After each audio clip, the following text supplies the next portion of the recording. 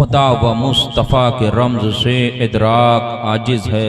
खुदा को मुस्तफ़ा जाने और मुस्तफ़ा को खुदा जाने।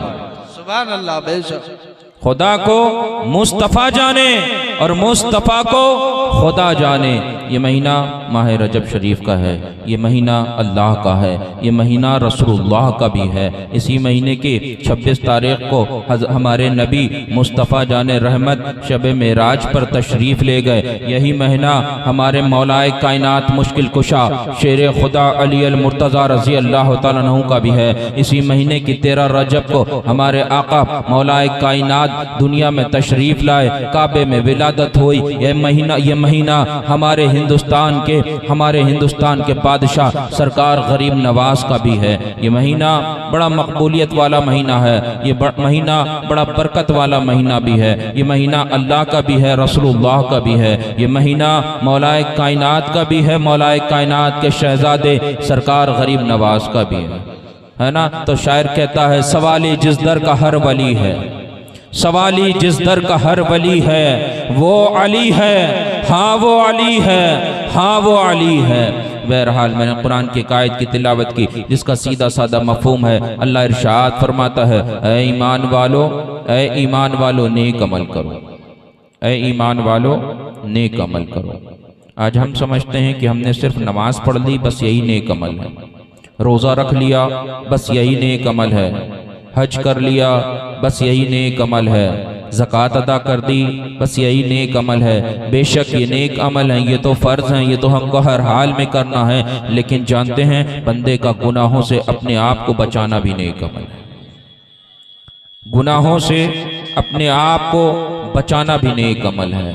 मिसाल के तौर पर ये मिलाद मुस्तफ़ा सल्लल्लाहु ताला अलैहि वसल्लम की महफिल पाक है। इस महफिल पाक में हम आप तशरीफ़ लाए, ये आपका तशरीफ़ लाना आपका नेक अमल है। लेकिन इसी के बरअक्स कोई ढोल ताशे बाजे की महफिल हो रही थी, वहाँ जाने से आपने अपने आप को रोक लिया, ये भी नेक अमल है। वहाँ जाने से आपने अपने आप को रोक लिया, वो भी नेक अमल है। तो मालूम पड़ा कि नेक अमल तो बेशक नेक अमल है, लेकिन गुनाहों से अपने आप को रोक लेना ये भी नेक अमल है ना। आप जानते हैं बनी इस्राइल में एक काजी था, वो हज सफ़र के लिए जाने लगा। जब वो हज सफ़र के लिए जाने लगा तो उसने अपने छोटे भाई को अपना कायम मकाम काजी बना दिया। जब काजी सफ़र के लिए हज सफ़र के लिए चला गया तो उसका छोटा भाई कायम मकाम काजी की नज़र अपने बड़े भाई की ज़ौजा पे पड़ती है। वो बड़ी हसीन और जमील औरत होती है, बड़ी नेको पारसा औरत होती है। उसकी नज़र उस पर पड़ती है, वो अपनी नफ्सियाती ख्वाहिश उससे जाहिर करता है। वो औरत कहती है, ऐ मेरे देवर अल्लाह से डर, ऐ मेरे देवर अल्लाह से डर।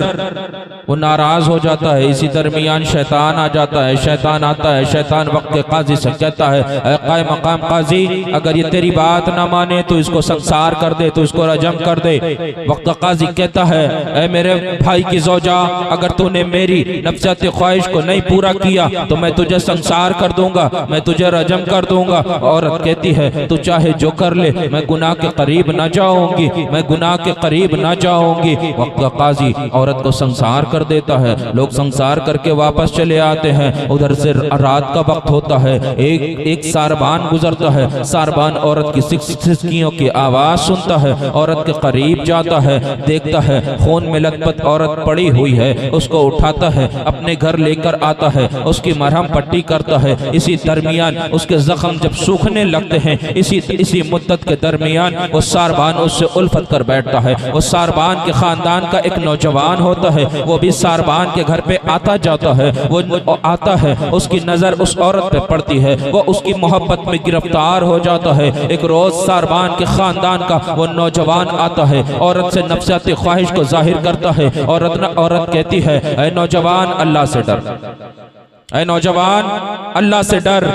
नाराज हो जाता है, नौजवान नाराज हो जाता है, वापस घर को जाता है, रात को आता है, सोचता है मैं कत्ल इस औरत का कत्ल कर दूंगा, अपने यकीन में औरत का कत्ल करता है। सुबह होती है, सारबान की बीबी रोना शुरू करती है। सारबान की बीबी कहती है कि मेरे बेटे का कत्ल इस औरत ने किया है। वो समझ चुकी होती है कि मेरा शौहर सारबान इसकी उल्फत में गिरफ्तार हो गया है। बहरहाल सारबान उस औरत को बुलाता है, उससे कहता है कि मेरे मुझसे चंद अशरफियां ले ले, यहाँ से चली जा। वो औरत वहाँ से चली जाती है, चलना शुरू करती है, एक आबादी में पहुँचती है, देखती है आबादी में भीड़ लगी है। अब भीड़ के करीब जाती है, मालूम करती है माजरा क्या है। मालूम पड़ता है एक नौजवान को सूली पे चढ़ाया जा रहा है, एक नौजवान को फांसी दी जा रही है। पूछती है नौजवान को सूली पे क्यों चढ़ाया जा रहा, नौजवान को फांसी पे क्यों चढ़ाया जा रहा। मालूम पड़ता है नौजवान दीन से मोहब्बत करता है, जिसकी बिना पे इसको सूली पे चढ़ाया जा रहा है। औरत कहती है मेरे पास चंद अशरफियां हैं, ये मुझसे ले ले। नौजवान की गर्दन को छोड़ दे। लोग अशरफियां ले लेते हैं, नौजवान की गर्दन को छोड़ देते हैं। वो नौजवान औरत के करीब आता है, कहता है मुझे अपना खादिम बना ले, ऐ औरत मुझे अपने करीब में रख ले, मैं तेरी गुलामी करूंगा, मैं तू मुझे जो हुक्म देगी मैं उसकी तामील करूंगा। औरत अपने साथ लेती है, दोनों चलना शुरू करते हैं। चलते चलते समंदर के साहिल पे पहुंचते हैं। समंदर के साहिल पे पहुंचते हैं, नौजवान को शैतान बहकाता है। वो नौजवान औरत से अपनी नफसत ख्वाहिश को जाहिर करता है।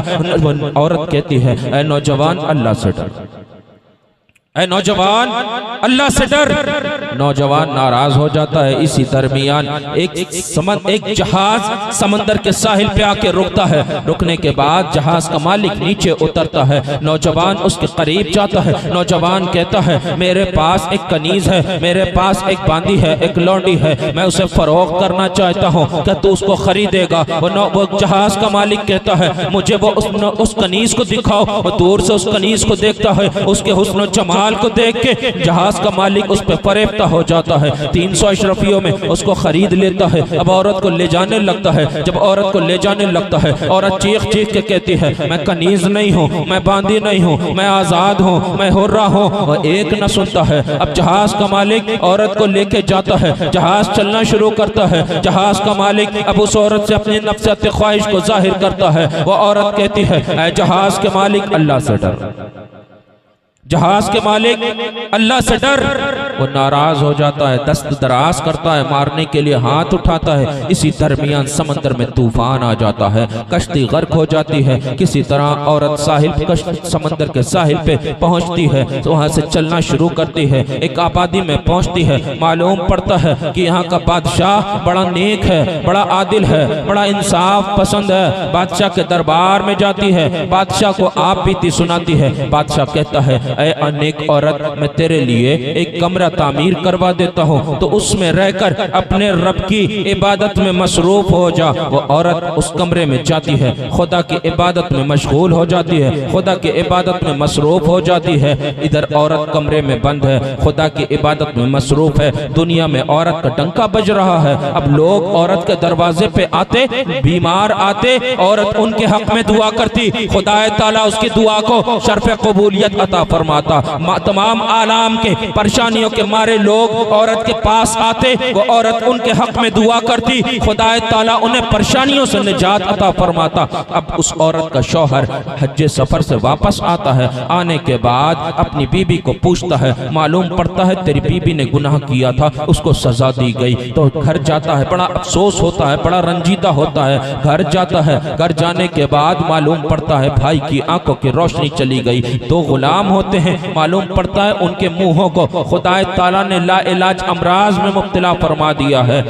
लोग कहते हैं फला मकाम पे एक औरत है, तो उसके पास अपने भाई को लेकर जा, वो औरत तेरे भाई के हक में दुआ करेगी, खुदा ताला तेरे भाई को बीनाई अता फरमाएगा। वो औरत इन लोगों के हक में दुआ करेगी, खुदा ताला इनको शिफा अता फरमाएगा। वो चलना शुरू करते हैं। रास्ते में वो जहाज का मालिक मिलता है, बड़ी मुसीबत में गिरफ्तार होता है।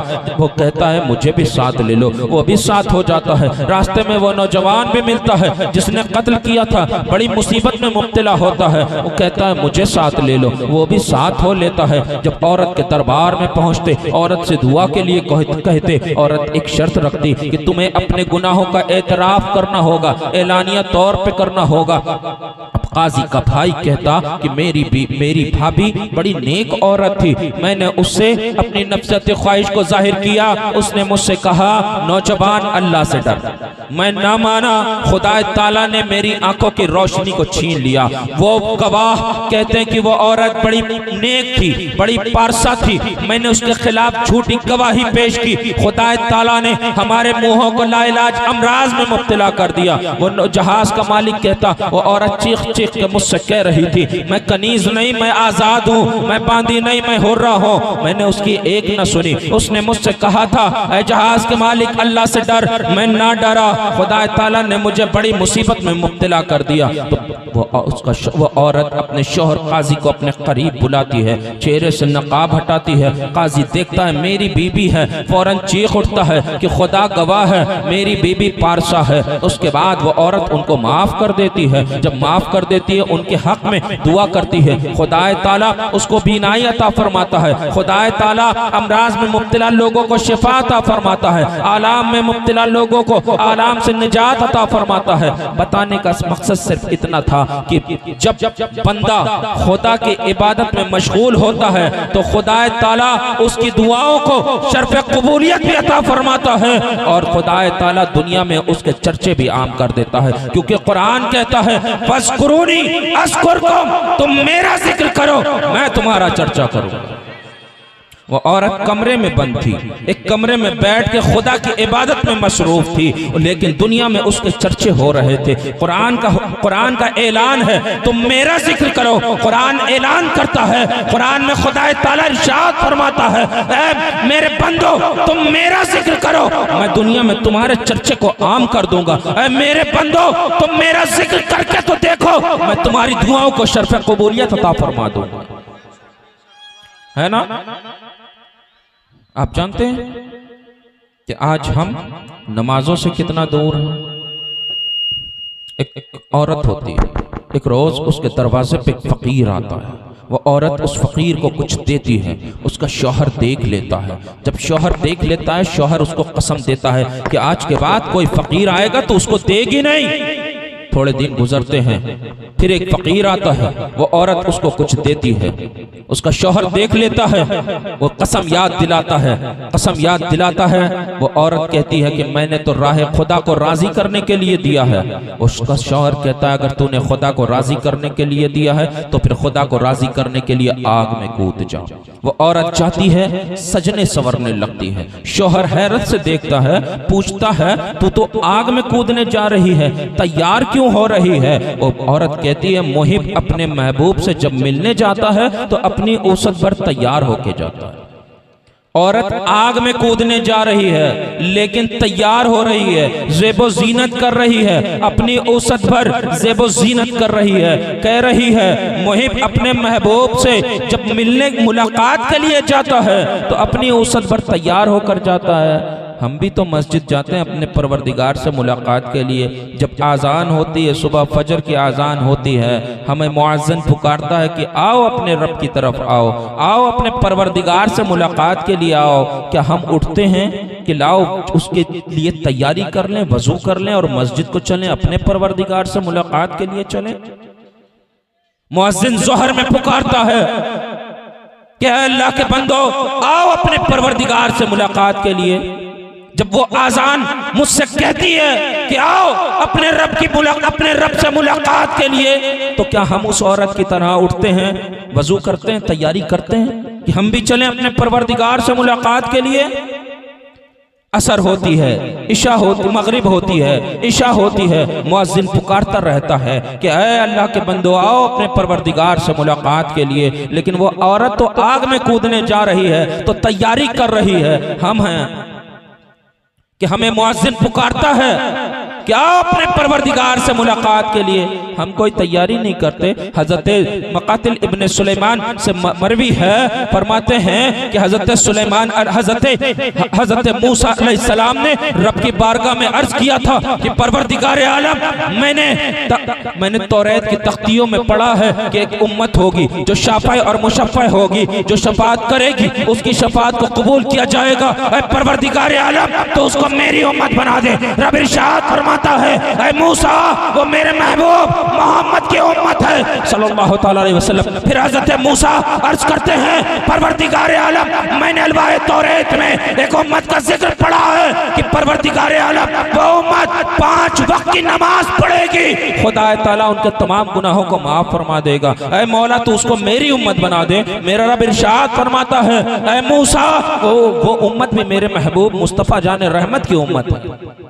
हम मुस्तफ़ा जाने रहमत की उम्मत होने के बावजूद हम मस्जिद नहीं जाते। अफसोस की बात है। कुरान कहता है कुरान कहता है कि नमाज को कायम करो, अकीमुस सलात, नमाज कायम करो। हम नमाज से दूर भागते हैं। हमें दुनिया अच्छी लगती है। आज हमने दुनिया की हकीकत को जाना है। क्या हम जानते हैं दुनिया की हकीकत क्या है? आप जानते हैं जब हजरत आदम अलैहिस्सलाम ने जन्नत में दरख्त से कुछ खा लिया तो हजरत आदम अलैहिस्सलाम के मैदे ने हरकत की। हजरत आदम अलैहिस्सलाम जन्नत में जगह तलाश करने लगे। फरिश्ते ने पूछा, ऐ आदम अलैहिस्सलाम, क्या तलाश रहे? आदम अलैहिस्सलाम ने कहा था कि मैं जगह को तलाश कर रहा था कि फुजला को खारिज करा जा सके। तो उसने कहा था, ऐ आदम अलैहिस्सलाम, फुजला को कहाँ खारिज करेंगे? अर्श पे, तख्त पे, नहरों पे, पेड़ के पत्तों पे। और फिर उस फरिश्ते ने कहा था, ऐ आदम अलैहिस्सलाम, दुनिया में उतर के जाइए, फुजला को खारिज करने की जगह दुनिया है। जब मेरे मुस्तफ़ा जाने रहमत इस मौके पर इरशाद फरमाते, दुनिया कनीफो आदम, दुनिया कनीफो आदम। कनीफ का माना मालूम है आपको? कनीफ का माना होता है टॉयलेट, कनीफ का माना होता है लैट्रीन। तो दुनिया लैट्रीन की जगह है। हम इसमें मुब्तला